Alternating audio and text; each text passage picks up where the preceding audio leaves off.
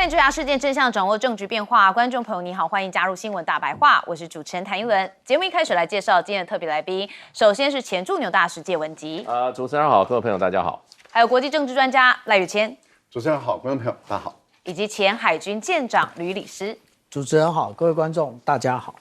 好，观众朋友，我们要先带你来看到百度热搜一度冲上第2名的新闻事件是日本的靖国神社被起诉。好，这是根据韩联社在12月23号的报道，说二战时期被日军强制征兵的韩籍遇难者的遗属，好，针对了日本靖国神社向首尔中央地方法院提起了诉讼，要求其撤下擅自被核四的先人牌位。那遗属也向日本的政府跟靖国神社提起了索赔诉讼，要求赔偿总共是8.8亿韩元。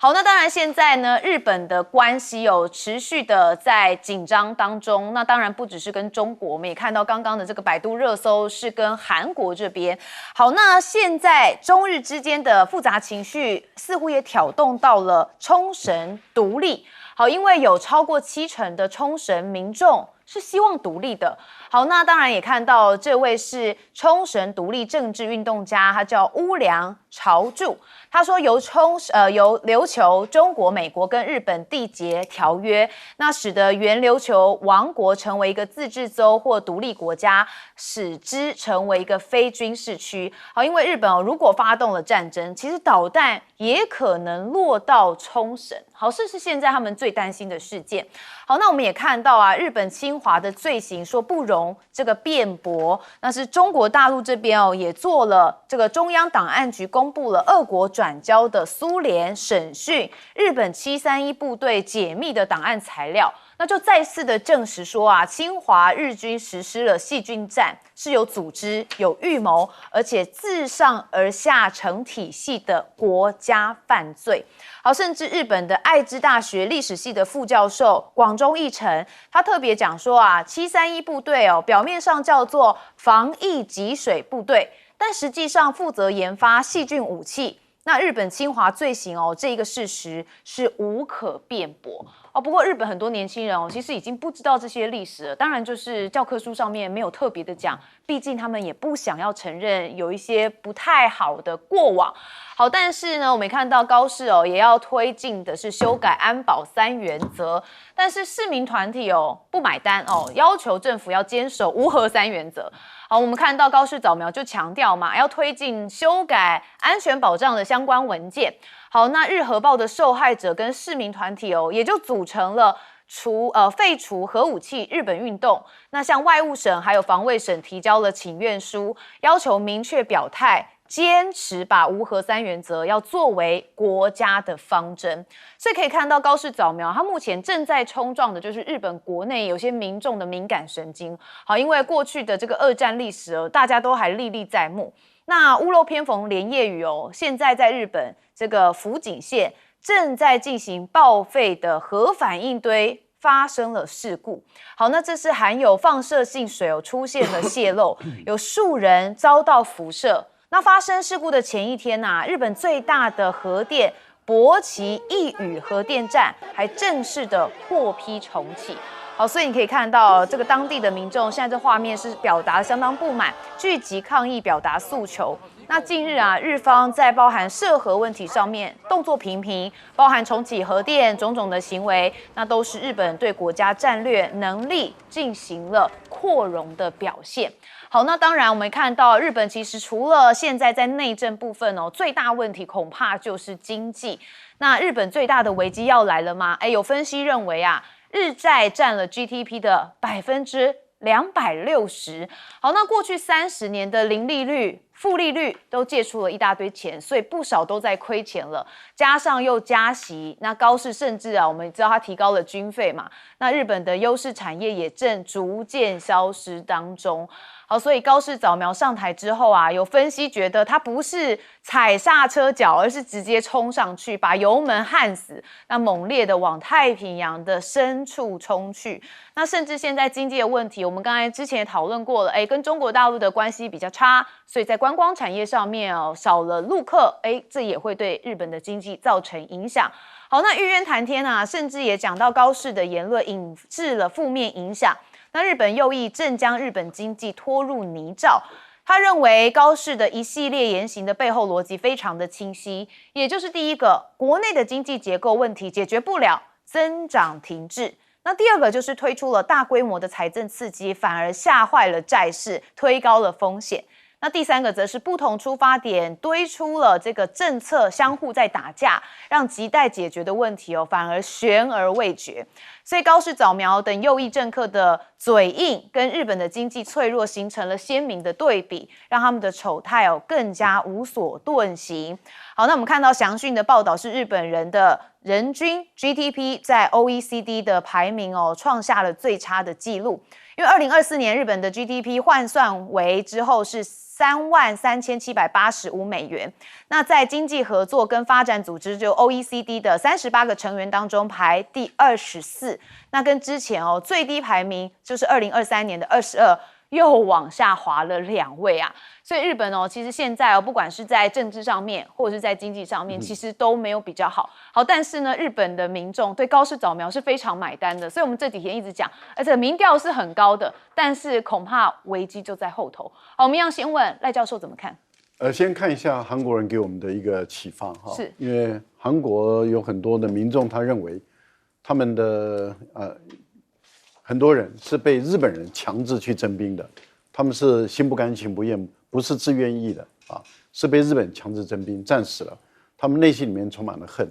那他们对日本人的恨，然后呢被日本人强制征兵战死了以后，竟然被放在所谓的军国神社，好像他们是自愿为日本效忠而牺牲生命的，他们觉得这是他们最大的耻辱啊，他们的羞辱，所以他们要求日本要道歉，而且要把他们的牌位下降。他们怎么可能会放在一个敌国的这个军国神社里面，好，然后为敌国去打这个韩国人，去打中国人？他们觉得这是一件人类间最难堪的事情。你看，我觉得给我们台湾很多的启发啊。那他们现在要告了，那我们当然希望说他们判决出来，那看看日本政府怎么去面对这些耻辱的一个地方。日本的年轻人不愿意面对他们的过去的历史，那是他们的自己的事情，他们要对自己的事情负责任。为什么？因为当他不愿意面对的时候，他很有可能就会走向他的这个祖父他们的先辈所走的路，更何况他不愿意面对，他就要面对未来，他可能也会同样犯错。我觉得这个都是他们要自己负责任的。琉球本来就有完全的权利，他本来就有。事实上，在美国把日本也就是说，好，美国结束对日本的统治，把权力交还给日本的时候，琉球并没有给日本，琉球它完完全全有权利复国。我以前在政大外交所教书的时候，我也教过一个琉球的学生。那我一看，国籍是日本的，我就说你是日本人，他说老师我不是日本人，我是琉球人。他很明白，他是研究生，所以我很清楚的知道，我的研究生有一位也到日本去做一些田野调查。我们很清楚的知道，在琉球绝大部分的琉球人，他是主张要复国的。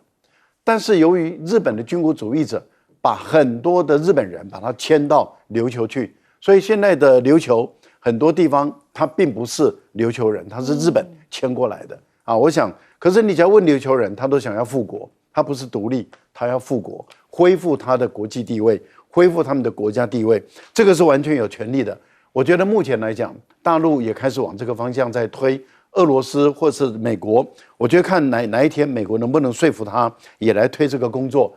那731部队是不容狡辩的，高市早苗要狡辩，那我觉得他只会让这个事件不断的被提起来，因为你认错了，大家才会原谅你，原谅这个事情就不会常常提。你越不认错，那就要常常提，要永远告诉你你错在哪里。我想日本的军国主义者，他们基本上来说，他们不会在乎老百姓的生活，也不会在乎老百姓过得好不好，因为日本的贫富差距事实上是越来越大。您提到有关于，这是日本内阁他们自己公布的最新资料，在昨天公布出来的。他们公布的一个最新资料就是日本的人均所得已经只剩下33000多美元，比韩国人少，韩国是36000多美元了，而且韩国已经开始在摆脱日本了，所以等于是日本的人民平均所得它是越来越穷的。2015年它被大陆超过，然后接着被德国超过，看起来可能再过2-3年，印度也要超过它了，所以它未来可能会排名第5名、第6名、第7名往后排。我觉得日本的军国主义者继续执政，它就会让日本一直走入越来越加的衰败。好，介大使怎么看？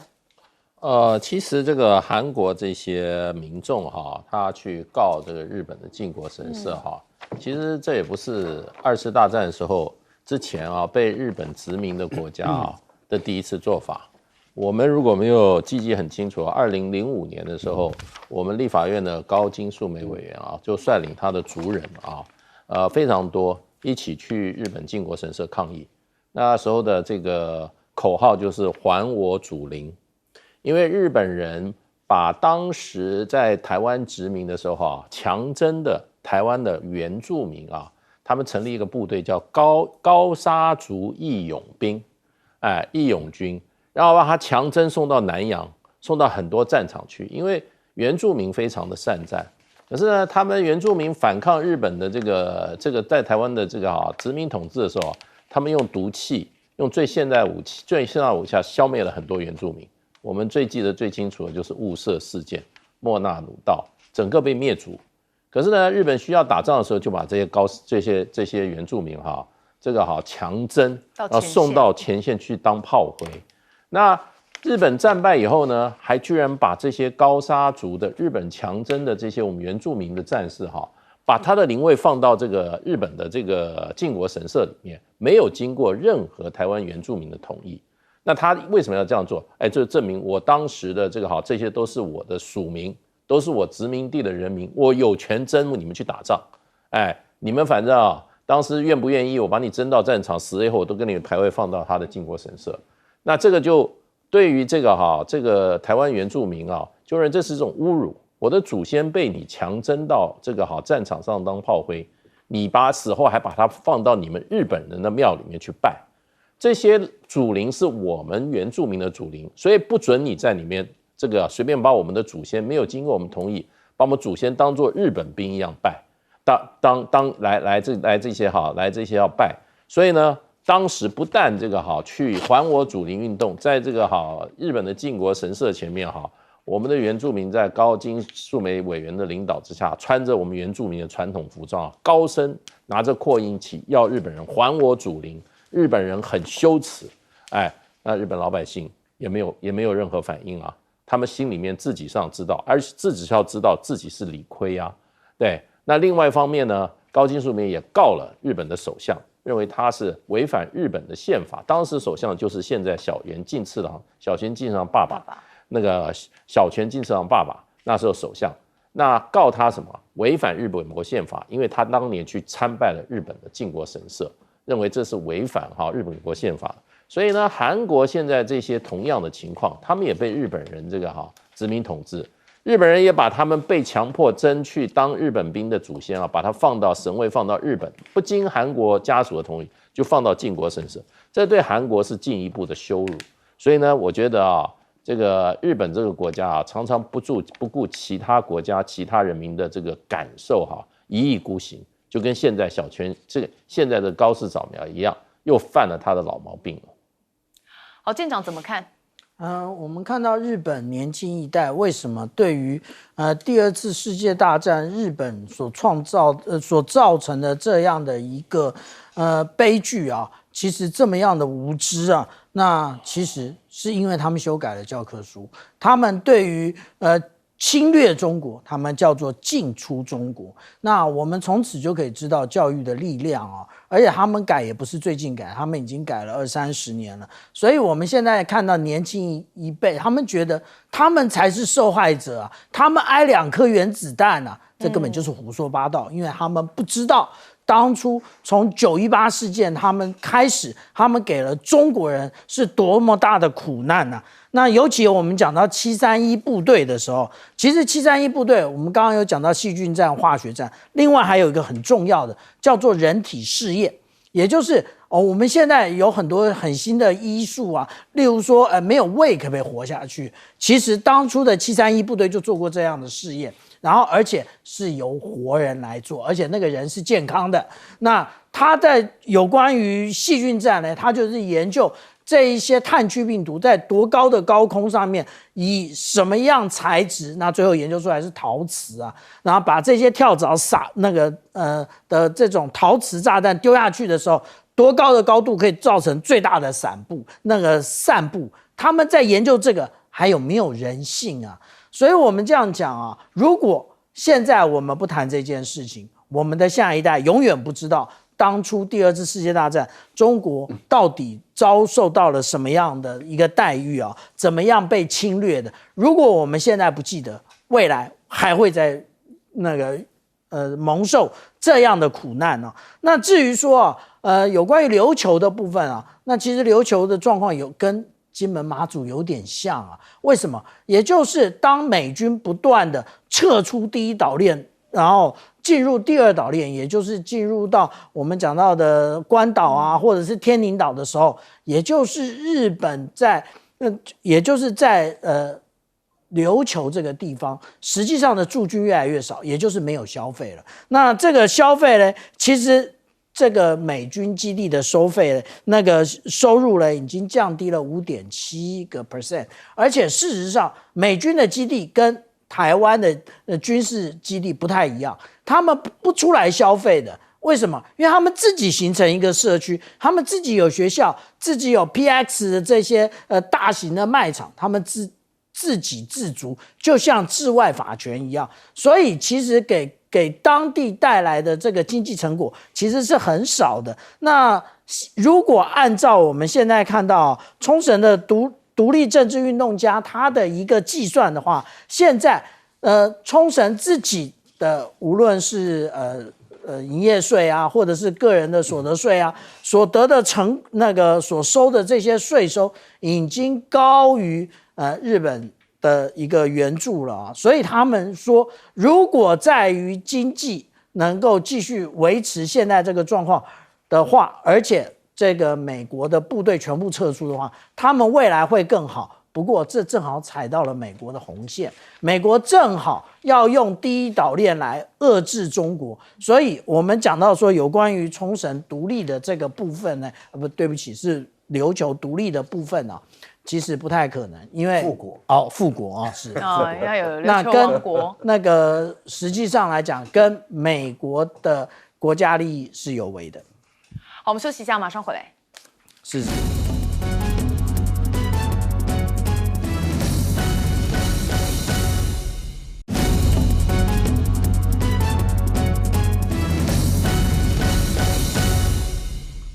好，观众朋友们要持续带大家来讨论到是这个美国的经济哦，因为现在看起来有人认为是谁画下了那一条的斩杀线呢？因为现在美国存在着这个一条从中产滑落到底层的斩杀线。那这个斩杀线就是指说很多的美国人的财务是属于一个比较紧平衡的状态，也就是如果一旦遭遇到意外这个财务就会马上跌破到一个临界点。好，那美国的社会也会用一连串的机制来迫使它流落街头，所以就说美国现在经济陷入在这个斩杀线当中。那你可以看到是进入到了百度的热搜，一度是到了第4名，大家也很关心美国目前的经济状态。好，那美国的媒体《华尔街日报》也是特别的报道中国这里说它虽然正在缩小跟美国在全球科技主导地位上面的差距，但是经济的许多问题领域却困难重重。说尽管在科技、军事上面都有不少的进步，但中国仍然相当的脆弱。好，这是《华尔街日报》特别强调的部分。好，那我们也看到彭博就说啦，这个中国的这个晶片零关税嘛，说啊，这波潜在的新关税锁定的就是中国制的基础型晶片。说这类的晶片虽然不如 AI 领域所需的先进晶片，但是应用面非常广泛，涵盖的是汽车、飞机，还有医疗器材跟电信等领域。那美国的贸易这个代表署也宣布嘛，要针对从中国出口到美国的成熟制成的晶片，要课征新一波的关税。好，但因为中国试图以不公平手段来主导全球半导体产业，所以这个关税措施要延到2027年的6月才会正式生效。好，那但是还是引发了中国大陆驻美的大使馆不满，说啊，中国仍然反对滥用关税。那全球的半导体供应链是由市场动态跟企业选择所形塑的。好，那刚刚说到它的关税要推迟到2027年，尤其是晶片上面，那大家就认为说是希望以换取谈判的空间，那最主要的当然莫过于稀土。路透分析这个举动就被视为在法律上面亮剑，但是策略上面却流戏。那一直就是在牵制中国晶片产业发展的同时，那也为关键的稀土谈判更广泛的贸易磋商留下了一些回旋的空间。好，那当然美国是玩两手啦，那他至少愿意这个往后，有人认为他也算是示善意。那美国现在还是希望能够有稀土吗？那个稀土它要超英赶美啊，现在是要超越中国，但是中国其实已经研发很久了，而且这个加工的技术恐怕美国还没有办法这么快的赶上，但是他还是要准备看看这个山。好，那个山是战斧飞弹，因为如果没有山的话，说恐怕会失准。那现在还要怎么样来挽救这个危机呢？因为这个山很特别，它几乎都只有在中国加工，而且全球超过85%的各种稀土磁铁都是中国生产，所以今年中国对于部分稀土实施出口管制之后，这个供应给美国的国防承包商的山也被切断了。好，那怎么办呢？结果这个美国的国防承包商赶快找到一批尘封数十年的欧洲老库存虽然暂时撑住了美国的飞弹精准度，但也凸显华府在稀土自主上面有一个结构性的困境。好，那中国对多项的稀土金属实施出口管制，当然是意外戳中了中美之间精准武器供应的要害。好，那美国的关键供应链非常的脆弱，现在危机感爆棚。那美国在稀土、电池等关键产品上面发现哇，原来这供应链这么脆弱，那使得美国人非常有危机感。纽约时报更表示说为了打破中国稀土的垄断，美国政府应该大量的补贴企业来进行稀土开发还有加工。但是美国现在的困境跟中国比起来真的差蛮多了。中国大陆是从从容容我们看到法新社就说了，这个江西的赣州是中国的重稀土的中心产区。那重稀土的提取难度更大，但是价值更高，广泛应用在耐热磁铁、战斗机、发动机、飞弹引导系统跟雷射等尖端的领域。所以现在有个稀土界的黄金乡就在江西的赣州，它赋予中国的战略优势。那我们昨天也特别讲到了无人机的部分，现在确实大疆已经被美国列为了受管制的清单。那这据报道 FCC 表示，那就是大疆还有所有外国制造的无人机跟这些零部件列入了一份认定对美国国家安全构成不可接受的风险清单，而且禁止批准新的无人机型号对美国来进行进口或是销售。那中国大陆这边当然说你美国又在泛化国安了。但是大疆无人机在美国的市占大家知道是70%以上所以其实它影响的部分蛮多的。华尔街日报说这是70%到90% 的市占率所以你看到很多的人他是反弹了，全美有将近50万名获认证的商用无人机驾驶员对这个禁令强烈的反弹。那他们是说这个跟国会议员还有白宫寄信来求助，担心自己依赖中国制的无人机生计将无以为继。那因为目前并没有西方生产的替代无人机可以用。那不少无人机驾驶也开始囤了市售的大疆无人机电池还有备用零件。那美国联邦通讯委员会还甚至对无人机有进行限制，那引发了美国大豆的种植者担忧。因为他们说尊重维护国安的立场，好，但是我们也需要尊重使用这项技术的农场还有农业。如果我们不能使用这项技术，那还能做什么呢？好，大豆这件事情对于川普来说，恐怕又是一个心头最软的那一块因为大豆的问题一直都是这个川普最大的难题。那你现在无人机跟大豆又做连接了，会不会有影响呢？我们要先问赖教授。当然会有影响啊。我们过去常常在听到所谓的美国梦啊，其实美国梦啊，它之所以在很多就是很长的时间对很多发展中的国家或者地区有吸引力，是因为美国它最支撑它的是中产阶级的强大，也就是说中产阶级的比重很高。然后你要进入中产阶级，在美国并不难，你只要努力、认真、勤奋，然后略微一点聪明就可以，你就有办法挤入中产阶级。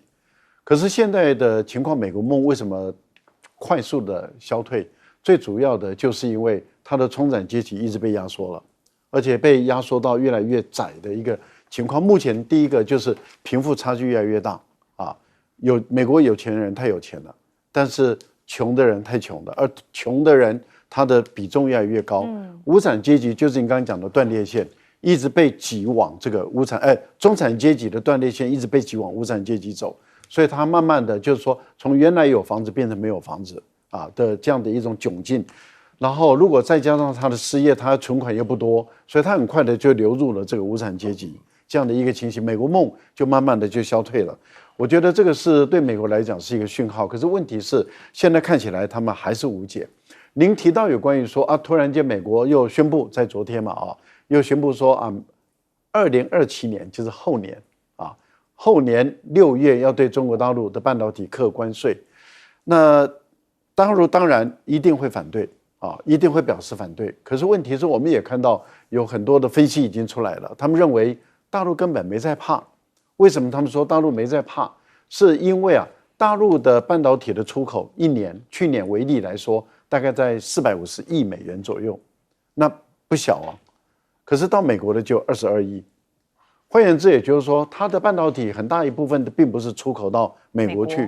那美国从哪边进口最多呢？当然高端的从台湾、韩国这边进口，可是普遍用的，也就是成熟制成的，它并不完全，大部分都从大陆来，反而是从马来西亚、从越南、从泰国这边进来。所以影响最大的未来可能会是特斯拉或是苹果等，因为大陆如果一旦报复制裁的话，他们马上算出来的认为美国的损失很有可能会高达770亿美元左右。换言之，也就大陆伤害不大，但是美国自伤很大，这就已经不是杀敌什么1000自损800了，而是杀敌200自损2万了。那这样的一个情形下，大家都认为说，那为什么川普会在这个时候提出来呢？有人认为这是一种谈判的策略，就是说，哎呀，我是放在后年，显示出我对你的宽厚。可是有人对善意，可是有人认为不是这样子，有人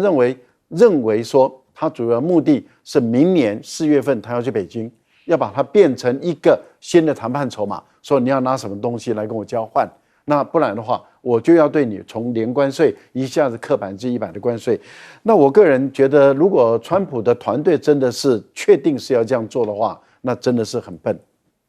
因为大陆没有在怕，你在怕，大陆反过来跟你说，你要拿什么条件来跟我换，可以反杀。对，谢大使怎么看？对，其实这个晶片进口税的问题，川普讲了很多次了，他也认为是所谓关税都是万灵，可是问题就变成就是说，你现在要把晶片把它这个整个的移到产业，美国课关税原因就是要把晶片产业移到美国去生产。那现在这个情况之下，其实台积电已经被美国绑架到美国去生产了，它很多晶片可能在年底或明年就可能在美国就可以生产了。那所以他就没有必要用这种高关税来把这个制造业移到美国去了。他已经用其他的手段，就是强盗的手段，已经把这个台湾的这个晶片生产业抢到美国去了。所以这个关税是不是还有必要呢？另外就是说，任何的关税你只要把它加上去了，都反嫁在你自己本身的这个产业链的生产过程中。所以我觉得除了跟中国大陆要作为一个明年4月的一个跟大陆谈稀土的一个相对的一个筹码之外事实上我觉得美国各个行业，包括他们的，尤其他们的商业部还有各个产业，应该内部的阻力也蛮大的，不希望就是说这些海外进口的晶片因为增加这个关税以后造成美国自己国内的相关产品的上涨，因为美国这个现在会运到大量的晶片生产的晶片产品大概就是汽车制造业了，因为车用晶片是现在还是一个大量在使用的。当然军事的武器也需要，可是军事武器更需要的是属于高端的晶片可是一般的车用晶片这些大量使用的话，你如果课了税以后，美国的汽车工业它的成本又要增加，所以我觉得这个还是整体它的一个对它产业的冲击利弊对它经济整体来讲是利弊得失，所以它基本上川普说留一手2年以后再说，可是事实上我觉得他还是经过整个的精算的了。不过现在就是说像大疆他们现在要开始去这个限制，其实大疆并没有什么主要的国防安全上的考量，主要大疆事实上在这个产业上让怎么讲已经产生了全球性的这种几乎不能说是垄断主导。其实你今天不管你去新加坡，你去亚洲很多城市你在它的这个所谓的机场免费商店你都会看到大疆的招牌在那个地方，所以大疆已经在这个产业上已经变成国际性的最具竞争力的产业，所以美国现在主要是要打压大疆，希望它能够怎么样不要有现在这么高的地位吧。好，舰长怎么看？凡是竞争不过中国大陆的，就说有维安疑虑。无论是我们讲到港口的龙门吊，或者是我们现在讲到的大疆无人机，都是如此那我们讲到大疆无人机，我们又讲到这个有关于巡弋飞弹，它主要使用的是这个稀土的山那这一切告诉我们什么？这一切告诉我们，其实现在人类的社会的这个产业正进入一个改变，也就是以往的经验呢，并不代表你未来可以持续靠这样继续活下去，所以才会出现这样的一个斩杀线的存在。也就是如果你一直停留在过去，你就会被斩杀，也就是原来你是中产阶级，然后你就会沦为我们讲的那个中低收入户那美国我们看到这《华尔街日报》他对于中国大陆有很多的批评他说什么中国自行研发的电动车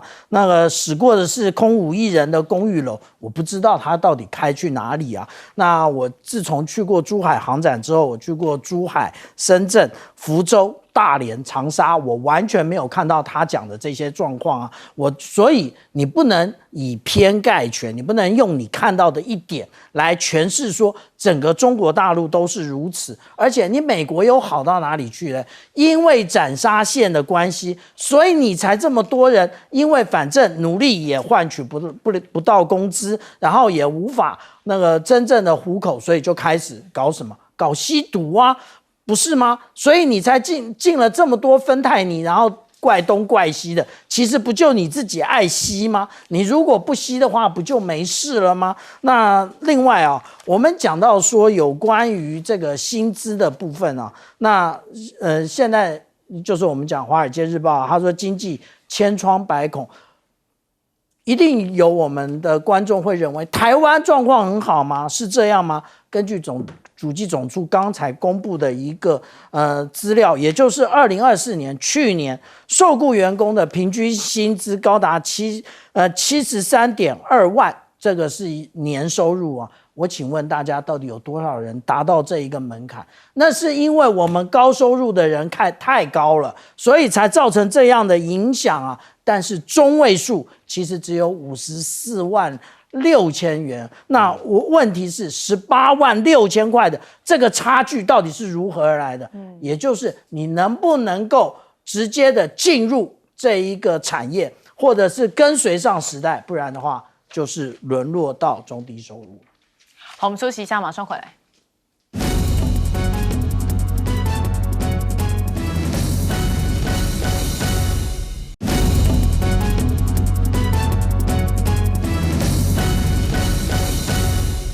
好，我们来看印度现在最夯什么呢？说是三蹦子。好，大家知道三蹦子是什么？就是三轮车。好，但我们要先看到哦，就是美国对中国的关税飙升到50%哦，仍难取代，所以哦，这印度的玩具制造商陷入一个成本的困局。先看到玩具哈，因为根据最新的报道说，2025年美国对中国玩具课征的关税哦，最高是达到50%，那最终水准大概落在47%左右哈。已使得中国玩具的价格平均上涨了大概是30%，所以在成本压力之下，美国零售商就要寻找替代来源。那印度原本希望借此来扩大全球的市占，但是因为自身的制造成本也偏高，那没有办法如期的填补市场的空缺。那印度政府从2021年就推动一项计划，这叫做生产联结激励计划，希望促进国内玩具的生产，然后呢降低对中国供应链的依赖。面对中国业者竞争哦，印度玩具出口的成长在2025年，就是今年初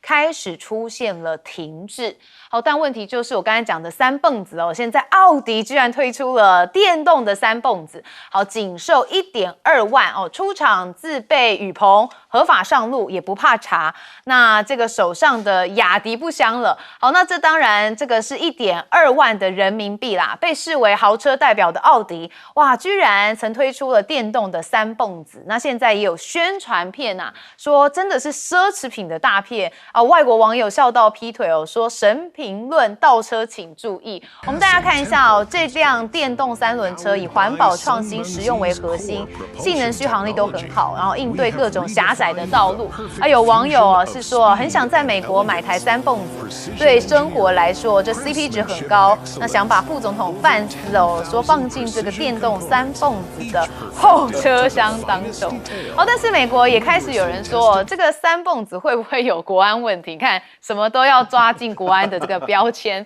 那印度企业家啊，则发现说啊，其实仅用1天的时间，他就走访了中国的3个城市，有4家工厂。那他说有非常高效的基础建设跟设施。那他说啊，从香港搭乘火车，从8点20早上前往中国，随后在3个城市、4个不同的工厂举行会议，晚上6点半就可以返回香港了，代表这个速度很快啊，1日哦，好多程哈，双程、4程。好，那印度博主暗赞说，中国的发展速度啊，像坐火箭一样。这是印度的哲学家，他有讲说啊，事实上在80年代中期之前，印度在人均 GDP 方面是领先的，但是发现啊，中国一直沿着一条路飞速的前进，但是这边他们却停滞不前。我们来听一下他怎么说。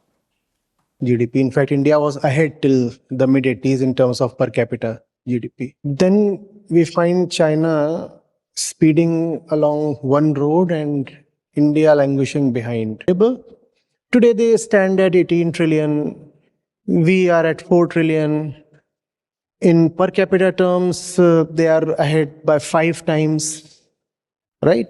好，那中国跟印度之间是不是关系又和缓呢？因为说相继简化了签证的申请流程，那大家就拿来中印还有中日做比较，发现中印降温的速度比中日还要更快。那现在美国跟印度的关系呢，似乎又产生了一些裂痕哦。说川普跟莫迪的友谊为何正在走向终结？分析人士说，莫迪其实对川普不信任，而且开始怀疑美国在对华战略上面，在多大程度上面可以成为可靠的伙伴。所以现在2个人这个关系真的是一下好一下不好，像这个国小同学在吵架一样。那美国想向印度出售转基因大豆和玉米，但是农民很担心贸易战的出现。那印度的政党胜选啦，很棒很棒，支持者撒了彩粉来庆祝。我们看到演变成自焚案件啊，为什么？因为他们的这个彩粉。这个是彩色烟雾剂和粉末，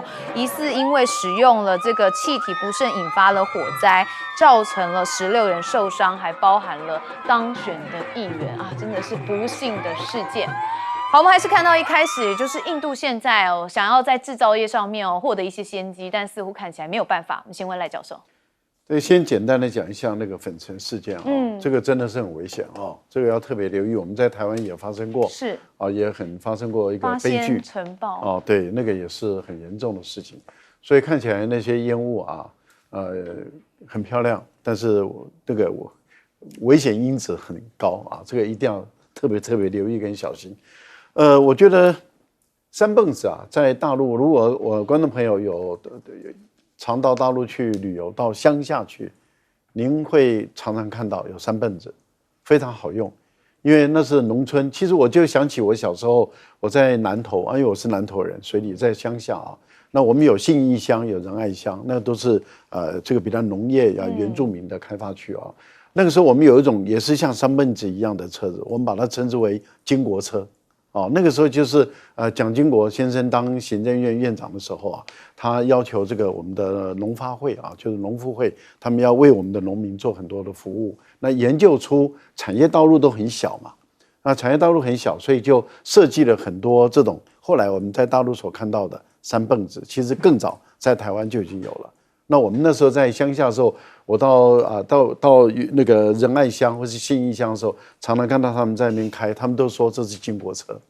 因为那是经国先生为他们设计的，那很适合在这个山区里面的产业道路行走，非常便宜，非常好用，然后又很实用。那我觉得美国会流行，是因为美国有很多小社区 community 嘛。那他们本身到大卖场去买东西，这种最好用因为他们通车，你开个车，然后你用这个三蹦子或是现在有奥迪版的更加的这个高档一点然后用充电的，你想想看，我觉得对于当地的社区的居民来讲是非常好用的。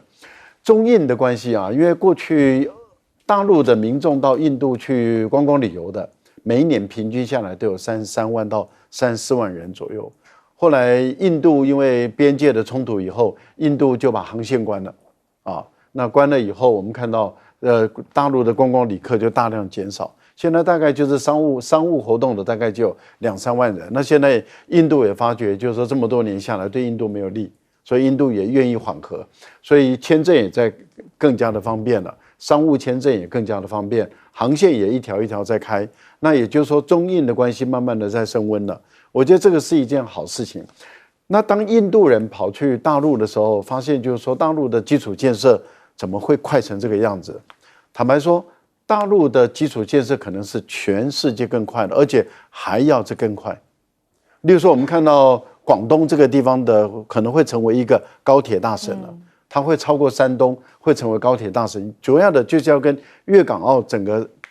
大三角区整个都联合起来的时候，我个人认为高铁会成为中国大陆的一个普遍的民众的使用的交通工具。在我们来讲都觉得哎呦好高级高铁，可是以后在大陆只是普通的一种交通工具，因为目前来讲他们已经要研发到600公里的时速，那这不得了那商务的平均使用的商用的大概在450公里，这不得了我们在台湾跑不到300嘛，就碰一下就回来了。那大陆你看，如果450或者600，那交通就更加的便捷了。是，郝大使怎么看？对大陆那个基础建设真的是让人非常这个惊讶我这几年去大陆时间次数比较多，我每次坐高铁不管是在长三角坐，还是在四川，还是从北京坐到这个上海，几乎班客满，对，就没有每一班都是满的，而且它这个因为路线很长你这个位置人坐到下站以后然后就有人补这个位置，所以它是非常使用率非常高的，而且大陆的这个铁路运输十分的发达，它每个地方你去看它那个铁路的车站都是巨型车站，所以你要去坐大陆的铁路，你一定要早一点进去。因为你从这个门进去走到那个门，你可能要走15分钟，走路就走这么多，很大，非常的大。然后他在这个进门口再走到那个叫什么月台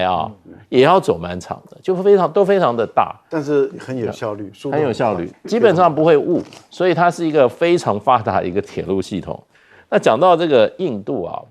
印度人真的是全世界可能是自我感觉最良好的这个国家一样，他们常觉得自己国家最强，他们人最聪明，他们印度是世界最发达的国家，所以现在他们开始去讨论中国大陆为什么比他们强，这对他们可见已经多大的冲击了。我大概10年前比较常去印度，那时候印度他们有这些有这个理工学院，他比如说这个把这样很强啊。这些理工学院的这些教授呢，都认为我们印度是最强科技强国，什么都最强。常常看学生呢不认真念书，就用一句话勉励他们说：“你们大家要好好用功啊！你们如果不用功的话，我们印度就被中国赶过去了。”所以你要去印度看满街乞丐，然后没有任何的没有任何的基础建设，可是他们的自信心有这么高。那不过现在就是说这个纸的墙被他们戳破了，所以你看印度每天都在讨论为什么中国比他强，就觉得蛮好笑的。舰长怎么看？我跟大家报告那个不念三蹦子，叫做三崩子。因为我之前也是在那个节目上面谈这个三崩子的问题，然后结果呢被我们这个大陆的观众各种指点纠正三崩子，三崩子。那其实三崩子还有另外一种形态叫老头乐那我们来看看这个价钱，如果跟刚刚讲的奥迪版都只有12000块人民币的话，那如果卖到台湾来那大家一定都齐疯了。那为什么？因为真的很方便那刚刚无论是赖老师或者是大使那跟我们交换了非常多在大陆的心得。其实我个人的观察是这样的，也就是跨区，例如说，如果你是南方往北方走的话，对不起，你还是要坐飞机那如果是省际之间的话，坐高铁。那如果是周边的城市的话，坐动车。那如果是在市区内的话，小电驴也不错。小电驴其实就是我们的电动摩托微型那个电动摩托车啦。那小电驴也不错，不然就是三蹦子。不过三蹦子好像是城市的某些路段是不行的那也就是说，如果我们很了解说中国大陆它的这样的一个出行的方式的话那其实是很方便的。我们以前每一年就是春节的时候，我们都会看到中国大陆就是在放年假之前的春运，也就是最大的一个那个人际的一个人流移动对移转的时候，我们都会看到非常多的人。现在没有那么多人了，为什么？因为就像我刚刚讲的这样，透过不同的交通工具转运之后，其实没有那么多人了。那另外呢，我们讲到说印度的话，大家还记得甲亢解吗？我们大家都快淡忘了，对不对？它已经快要慢慢淡出我们的一个那个眼界。为什么？因为他之前不是去了一趟中国吗？他终于看到中国是长什么样子，所以他在节目上面不会再这么崩溃，那一天到晚都是中国怎么可能啊，怎么可能？但是现在印度遇到的是什么问题？也就是印度跟美国之间的问题。那印度跟美国呢，其实怪也就怪在这个俄罗斯卖了太便宜的这一个